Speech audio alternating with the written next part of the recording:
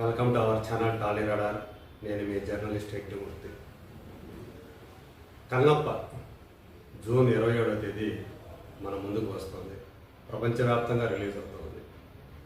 ఇప్పుడు ఆల్మోస్ట్ 50 సంవత్సరాల క్రితం భక్త కన్నప్ప అనే సినిమాని తెలుగులో రెబల్ స్టార్ కృష్ణరాజు గారు చేశారు.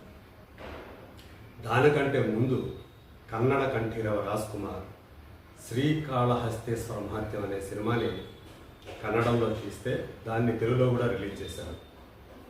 అలా కన్నడంలో రాజ్ కుమార్, తెలుగులో కృష్ణంరాజు కన్నప్ప పాత్రలో జీవించి అశేష ప్రేక్షక అభిమానాన్ని పొందారు.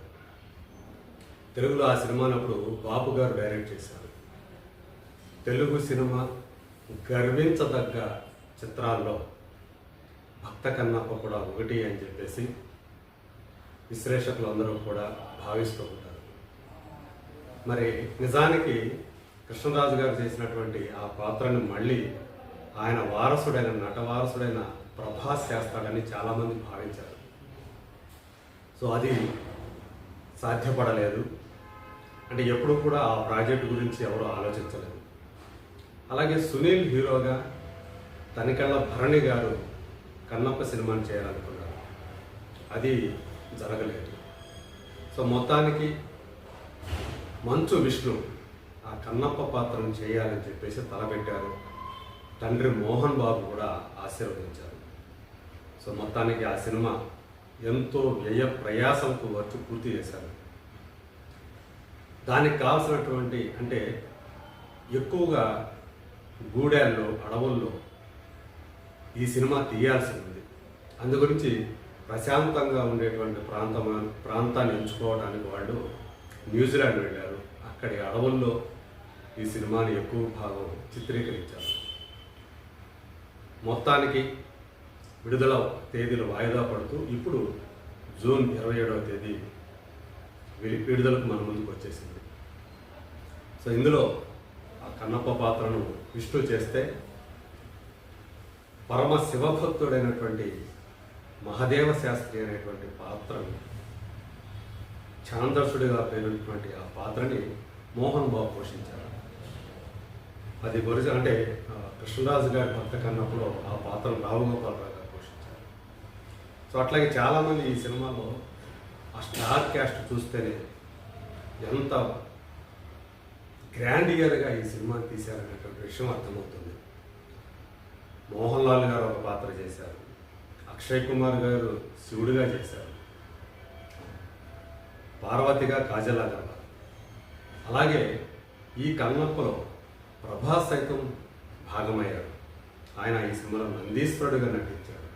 ఒక కీలకమైనటువంటి సన్నివేశంలో ఆ పాత్ర ప్రయోజనం చాలా ఉంటుంది. అట్లాగే ఎంతోమంది శరత్ కుమార్, మధుబాల ఇలాంటి దిగ్గజ నటులు అనేక మంది ఈ సినిమాలో నటించారు. బ్రహ్మానందం. సాధారణంగా మోహన్ బాబు రీజనబుల్ బడ్జెట్లో సినిమా తీసేవాళ్ళు. చాలా సినిమాలు హిట్ అయ్యాయి, లాభాలు గడించారు. కొన్ని సినిమాలు ఫ్లాప్ అయ్యాయి, నష్టపడ్డారు. అయితే ఈ సినిమాకి ఏకంగా 200 కోట్ల రూపాయల బడ్జెట్ పెట్టారని ఈ సినిమా ప్రీ రిలీజ్ ఈవెంట్లో బ్రహ్మానందం ఆయన మాట్లాడుతూ చెప్పారు. అంటే ఇది లాభాపేక్ష లేకుండా ఈ సినిమా చేశారని మనకు అర్థమవుతుంది.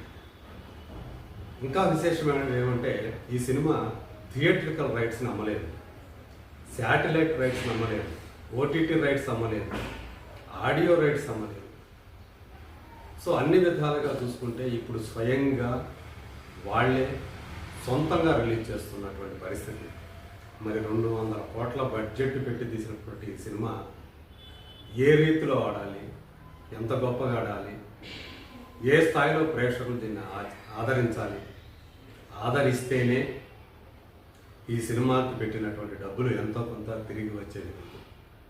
అంటే వీళ్ళు చెప్పినటువంటి రేట్లు ఆ కొటేషన్ ఎక్కువ ఫీల్ అయ్యి శాటిలైట్ రైట్స్ కానీ అలాగే ఓటీటీ రైట్స్ కానీ అమ్ముడుపోలేదా, మరి ఆడియో రైట్స్ అయినా అమ్మాలి కదా, అవి కూడా ఎందుకు అమ్మలేదు అనేటువంటి సందేహం.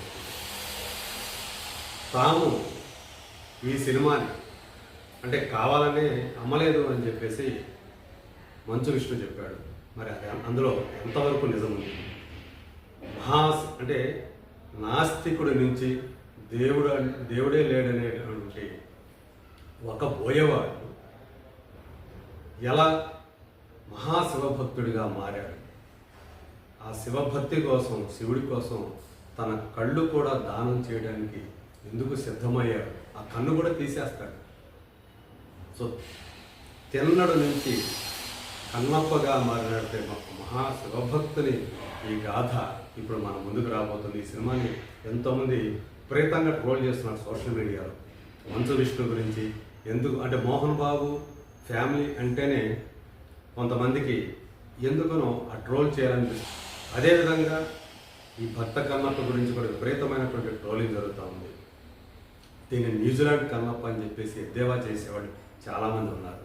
సో ఏదేమైనప్పటికీ అన్ని ప్రశ్నలకి జూన్ 27వ తేదీ సమాధానం లభించనున్నది.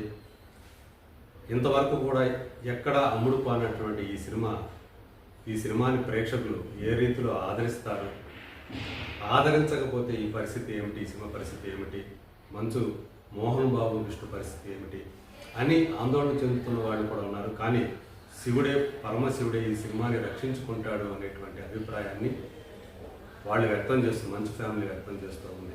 మరి చూద్దాం జూన్ 27వ తేదీ ఏం జరుగుతుంది.